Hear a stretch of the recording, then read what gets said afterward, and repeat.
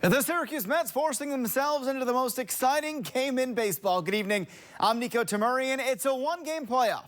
It'll happen tomorrow between Syracuse and Scranton Wilkes-Barre because 140 games just weren't enough. The two teams now tied for the North Division lead after today's action. The Route Riders losing against Buffalo 5-3. Syracuse with no trouble in Rochester this afternoon. Tony DeFrancesco sends Harold Gonzalez to the hill. He gets Brandon Barnes down swinging to end the first. From there, the Mets methodically work their way past the Red Wings. How about Aaron Alter? Once hit 19 home runs for Philadelphia, finding his form in the minors. This is a double off the wall, scoring Braxton Lee. 2-0 Syracuse. Rochester cuts the deficit in half, but Arizmendi Alcantara changes all of that with one swinger to that, buries it beyond the center field fence. Syracuse on top 3-1, and Danny Espinosa doing what Danny does all season long.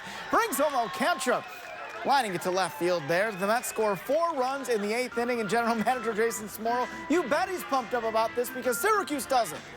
They force the one-game playoff. Winner-take-all, a spot in the playoffs on the line. 8-4 the final in Rochester. And that game with the Route Riders with a pennant on the line set for 1:05 tomorrow afternoon on the road at the Route Riders home field. Matt Hosworth in Rochester tonight talking with the Mets.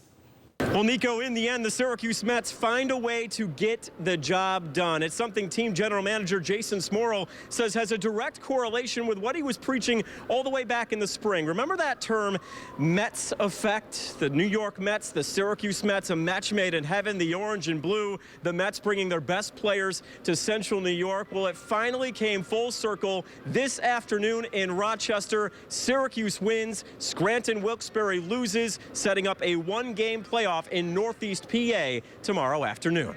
I heard a few Met fans out there, but it's nice they're coming with. Hopefully they'll head over to Scranton with us. And like I said, we put on a good show tomorrow. And we do the things we're supposed to do. Anything can happen. The fans were great back at home. We hear them here too. Hopefully we'll get some fans down to Scranton as well. It's exciting to do something for the city and bring something special to the city in our first year. Now, this is such a big deal for our city. Syracuse has not seen a playoff baseball team in 5 years. And in the Mets' inaugural season here in town, they bring us just that. The one-game playoff tomorrow in Scranton set for a 1:05 first pitch. Winner take all. For now, reporting from Frontier Field in Rochester, I'm Matt Hosworth. Thank you, Matt. We'll be down there covering that. Can't wait to see what happens.